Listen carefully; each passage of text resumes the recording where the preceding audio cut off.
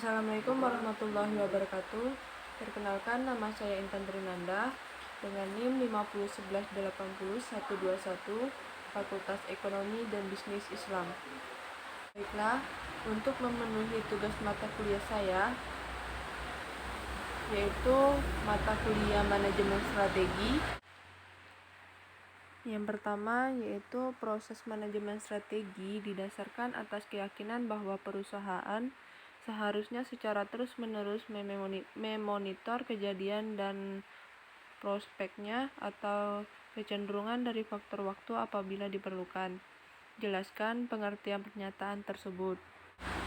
Maksud dari pernyataan tersebut yaitu didasari atas keyakinan dalam perusahaan dan terus-menerus mengawasi kejadian-kejadian apapun dengan harapan atau kecenderungan faktor waktu. Juga dalam manajemen strategi tentunya sudah menyiapkan atau menyusun rencana untuk suatu organisasi bisnis dengan mengawasi kejadian dan harapan atau kecenderungan tersebut memerlukan waktu untuk membuktikan apakah suatu strategi dapat berjalan dengan baik atau tidaknya. Yang kedua, perlukah suatu organisasi bisnis mempunyai visi dan misi?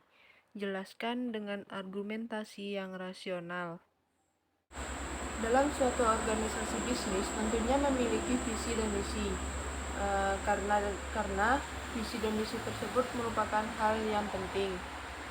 Diperlukannya visi dan misi di suatu organisasi bisnis tentunya merupakan hal yang sangat berpengaruh, karena visi dan misi dapat dilihat apa saja yang menjadi tujuan dari organisasi bisnis tersebut. Yang selanjutnya, bagaimana proses untuk mendapatkan suatu peluang dan ancaman sehingga sampai didapatkan faktor-faktor kunci sukses atau KFS di bidang peluang dan ancaman. Jelaskan dan jika perlu disertakan contoh. Bagaimana proses untuk mendapatkan suatu kekuatan dan kelemahan sehingga sampai didapatkan faktor-faktor kunci sukses atau KFS di bidang kekuatan dan kelemahan. Jelaskan dan jika perlu disertakan contoh. Untuk mendapatkan suatu peluang dan ancaman dengan cara adanya faktor-faktor seperti faktor internal, faktor eksternal. Contoh dengan memanfaatkan faktor-faktor tersebut sebagai kunci sukses. Seperti misalnya organisasi bisnis Z memanfaatkan faktor dari dalam maupun dari luar dengan organisasi bisnis perusahaan lainnya. Begitu pula dengan kekuatan atau kelemahan tersebut.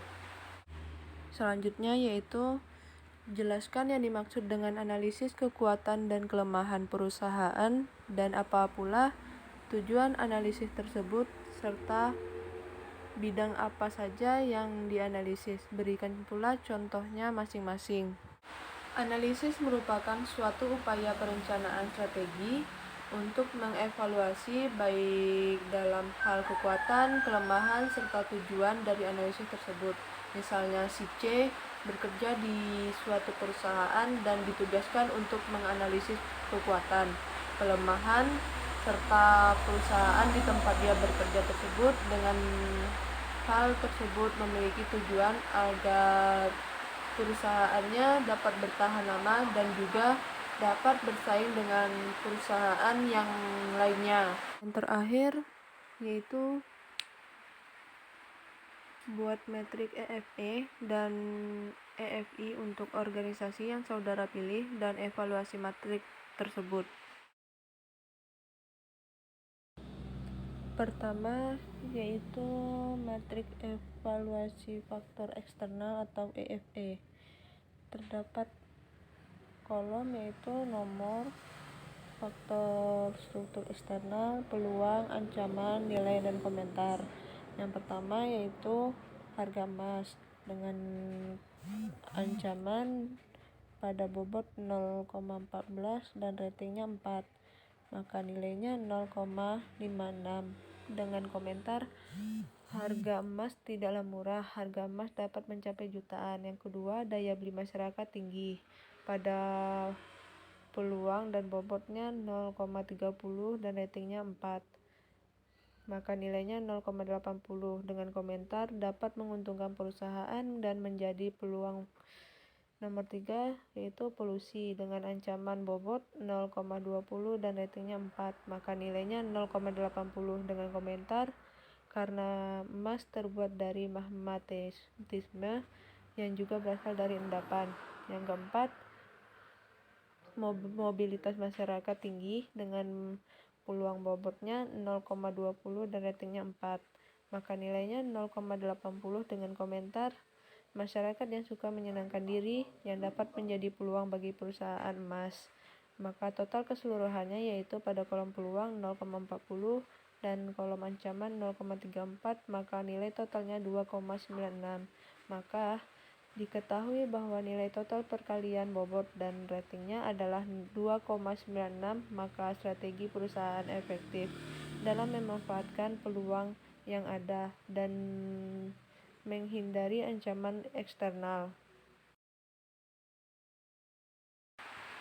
Yang kedua yaitu matrik evaluasi faktor internal atau EFI. Hampir sama dengan faktor EFE tadi, namun yang membedakan yaitu diketahui bahwa total bobot dikali dengan rating adalah 0,86, yang artinya dapat dikatakan bahwa strategi perusahaan belum mampu memanfaatkan peluang dan meminimum ancaman internal.